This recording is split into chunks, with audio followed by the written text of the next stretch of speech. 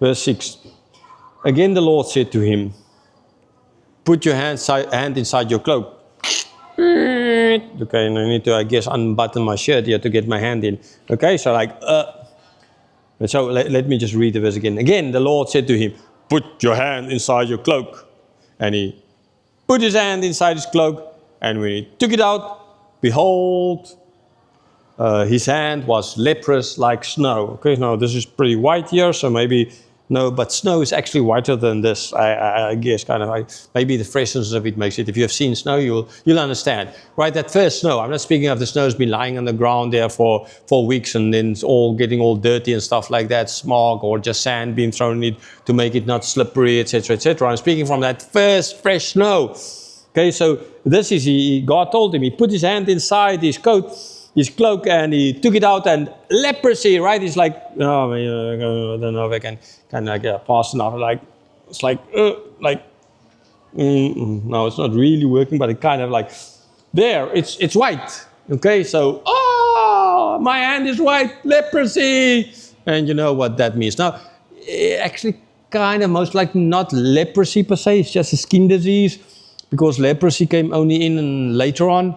Okay, but they classify these things as leprosy. Okay, so don't think the Bible is wrong here. So if we might not classify it as leprosy, in those days they did classify this as leprosy, so it was in leprosy. Okay, that's the name they gave to it. Right, so here's my hand, and so he's like putting his hand back in. Can get past the chin tie here and putting it back in, and then. No, I'm not a magician, so. Forgive me, and then like you pull it out again, and it's normal. Now I need to close this button. Right, so this is kind of what happened here. Right, so verse 7. Then God said, put your hand back inside your cloak. He put his hand back inside his cloak, and when he took it out, behold, it was restored like the rest of his flesh. So like I already now showed, explained, God told him, he put it in, took it out, and it was normal again. Now, sure, that is a miracle, okay? God could have given him God could have given him no signs. God could have just said, Moses, I told you, I will make them believe you. No, for Moses' sake, not for their sake. For Moses' sake, God gives to Moses a sign to help him.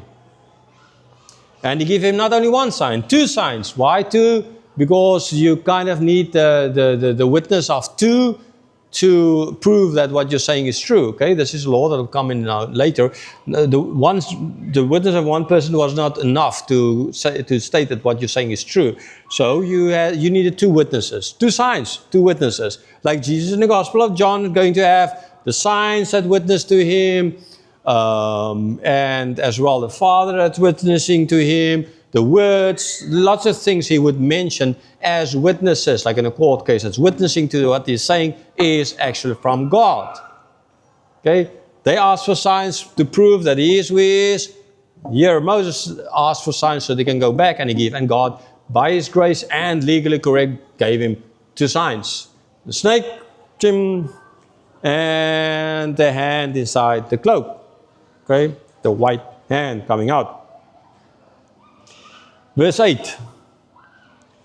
If they will not believe you, God said, or listen to the first sign, they may believe the latter sign.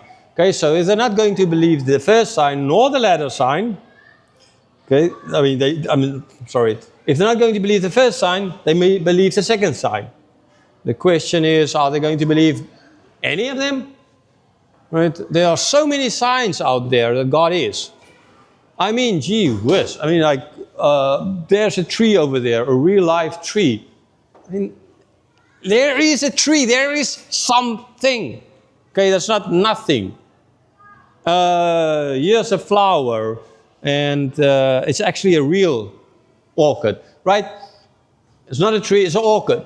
This shows that there is something where this came from, right? It didn't come out of nothing. Right, so there are lots of things around here, like this pulpit, this microphone. It didn't fall out of the sky, right? So lots of things in this place. I mean, you can just open your, or you can even close your eyes. I can be blind, and I can still feel this thing, touch this thing, and there's something here. It's not nothing here, right? So, in other words, there are an uncountable number of things, as many as are atoms, that prove the existence of God. But atheists still don't want to believe in God. People still don't want to believe in God. So yeah, yes, first sign, second sign, they don't believe the first, maybe the latter one.